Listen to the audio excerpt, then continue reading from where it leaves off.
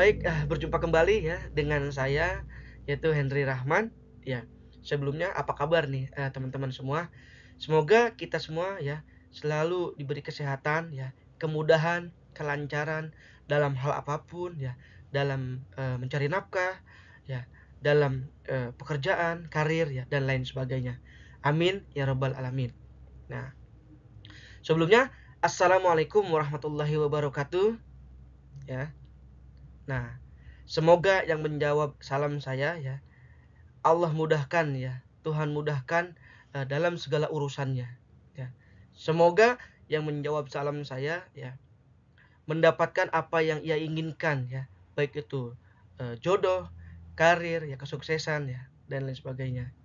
Nah lalu, semoga yang menjawab salam saya ya, diberikan, kelancaran ya, nikmat Islam, nikmat iman wal Islam ya, mendapatkan keberkahan dan ridhonya ya untuk menggapai surganya Allah Subhanahu wa taala.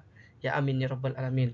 Oke, baik, tak panjang lebar ya, mungkin di sini ya saya Henry Rahman, dari Fakultas Teknik Program Studi Teknik Informatika Universitas Pelita Bangsa. Nah, di sini saya akan, sedikit membahas ya, materi di sini ya, mungkin untuk lebih, eee, detailnya lagi saya akan sedikit sharing ya, lebih tepatnya mungkin lebih sharing ya, berbagi ya, berbagi, pengetahuan apapun itu ya yang kita ketahui.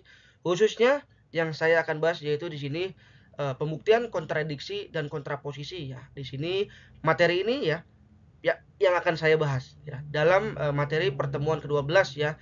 Kebetulan ini menjadi tugas dalam perkuliahan saya ya di pertemuan ke-12 ya dalam mata kuliah Logika Informatika.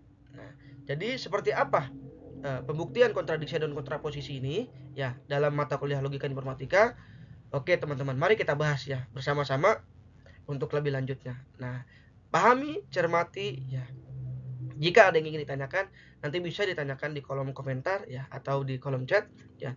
Bisa nanti kita bahas bersama-sama. Ataupun kalau misalkan teman-teman eh, ada yang lebih paham ya daripada saya ya, saya di sini eh, belajar ya, masih, belajar dan kita sama-sama belajar ya, dan tidak ada maksud saya untuk menggurui sedikit pun ya terhadap teman-teman semua. Di sini, saya khususnya, sharing, berbagi apa yang kita ketahui terkait, pembuktian ataupun terkait materi, pembuktian kontradiksi dan kontraposisi ini ya, dalam mata kuliah Logika Informatika. Oke, tidak panjang lebar ya, langsung saja ya, nanti kepanjangan teman-teman, malah nanti bete, oke? Kita cek langsung saja untuk pembahasannya atau, pemaparan dalam materi ini ya, check it out. Oke baik, teman-teman, kita langsung saja bahas ya bersama-sama ya, kita pahami, kita cermati. Oke? Nah, di sini kita bahas yang pertama. Nah, di sini ada pembuktian kontradiksi dan kontraposisi. Nah, apa itu kontradiksi ya dan kontraposisi? Nah, di sini ya. Nah, kontradiksi adalah ya pertentangan antara dua hal yang sangat berlawanan atau bertentangan. Nah, jadi seperti itu ya.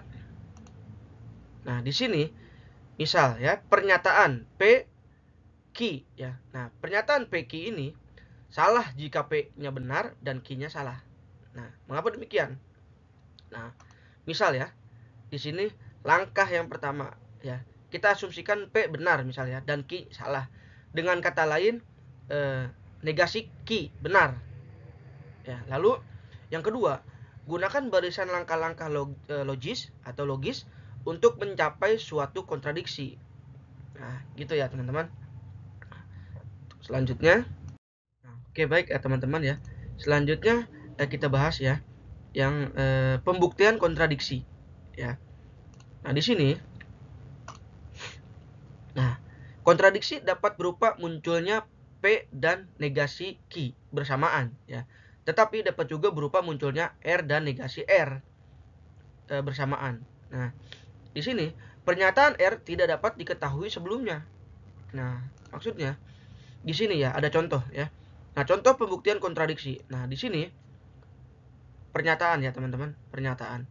Nah, semua burung bisa terbang. Ya, ini kan pernyataan. Berarti semua burung ya.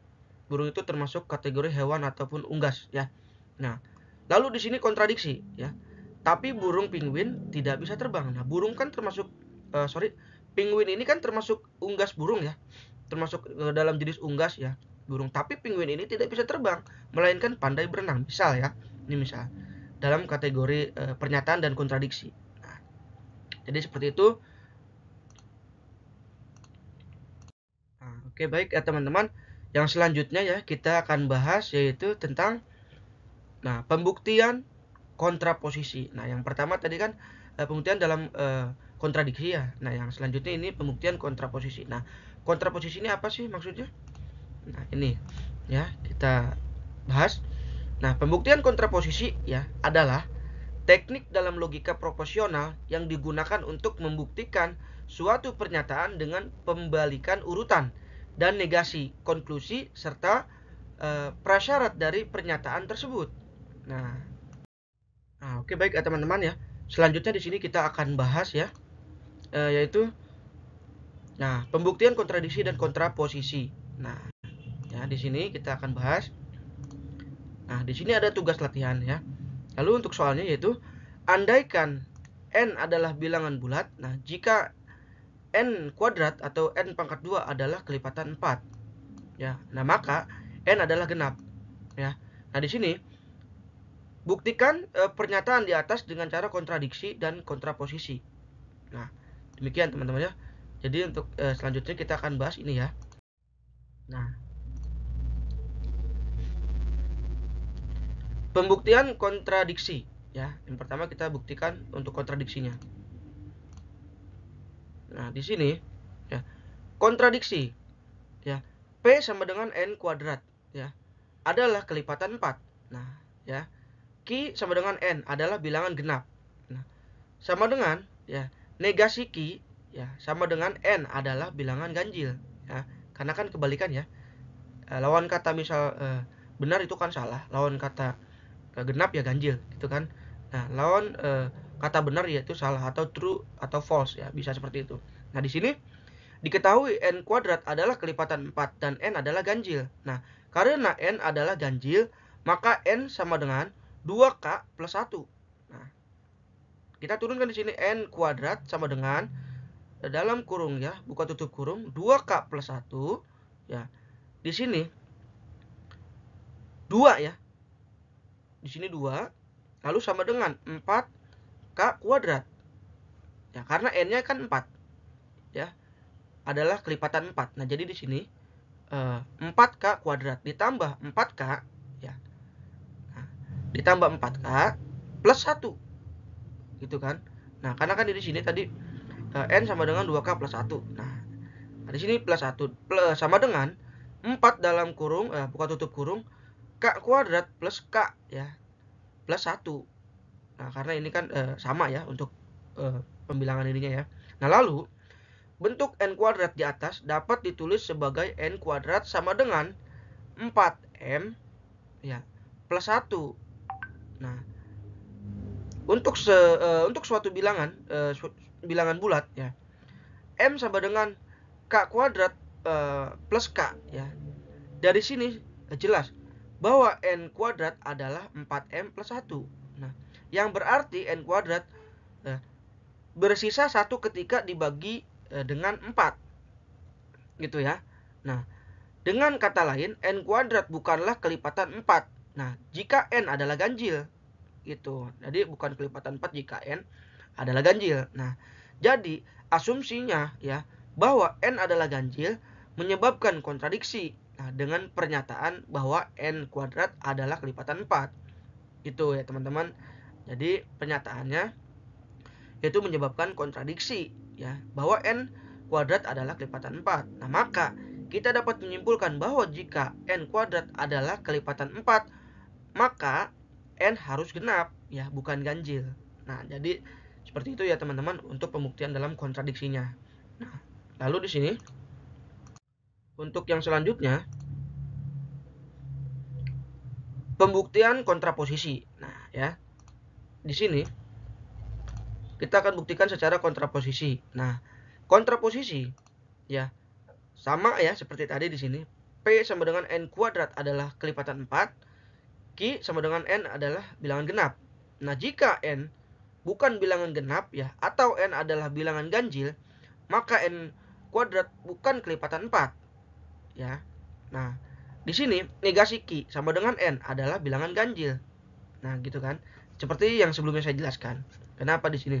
Misalkan negasi Q sama dengan N adalah bilangan ganjil, karena kan di sini dinegasikan, artinya bukan yang sebenarnya, gitu kan? Kebalikannya.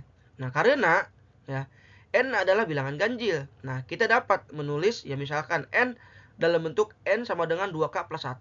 Nah, di mana K adalah bilangan bulat. Nah, K ini adalah bilangan bulat ya. Nah, lalu N ya di sini, lalu N kuadrat sama dengan ya dalam ataupun buka tutup kurung 2K plus 1 ya. 2 sama dengan 4K kuadrat ya, karena 4-nya ini yang tadi N-nya adalah di sini kan 4 ya, kelipatan 4 plus 4K. Nah, di sini plus 1 sama dengan 4 dalam buka tutup kurung ya, K kuadrat plus K plus 1 ya, karena sama penyebutnya ya, di sini dalam ininya plus 1. Nah, di sini lalu bentuk N kuadrat di atas dapat ditulis sebagai N kuadrat sama dengan 4M plus 1. Nah, untuk suatu bilangan bulat ya, M sama dengan K kuadrat plus K. Nah, jadi ya N kuadrat berbentuk 4M plus 1. Nah, yang berarti N kuadrat tidak dapat menjadi kelipatan 4 jika N adalah ganjil.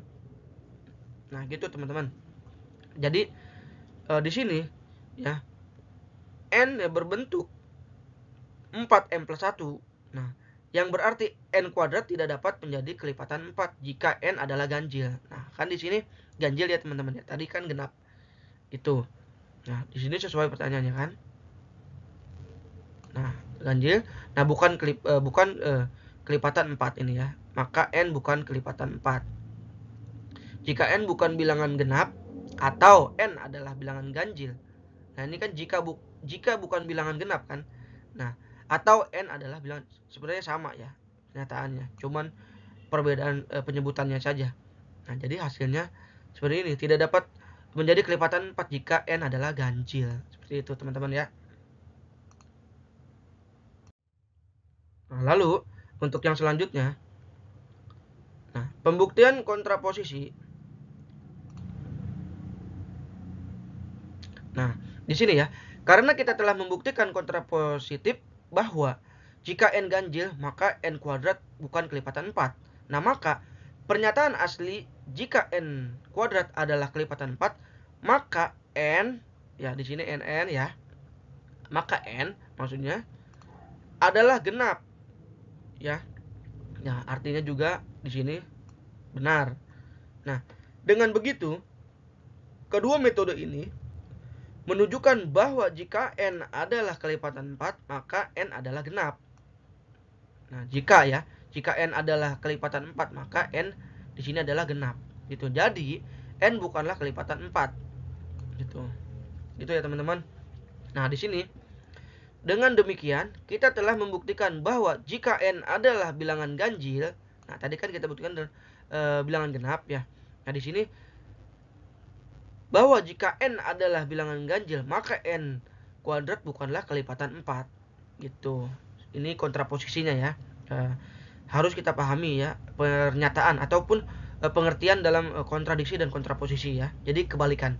Nah, berdasarkan kontraposisi ya, pernyataan asli jika N kuadrat adalah kelipatan 4 ya, jika N kuadrat ya bisa digarisbawahi adalah kelipatan 4, maka N adalah bilangan genap, adalah benar.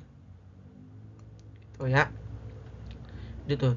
Jika N adalah kelipatan 4. Ya, kalau tadi kan bukanlah kelipatan 4, jadi ini untuk kontra posisi ya adalah kelipatan 4. Maksudnya di sini adalah kelipatan 4, di sini bukanlah kelipatan 4. Kita harus cermati di sini ya. Maka N adalah bilangan genap, adalah benar.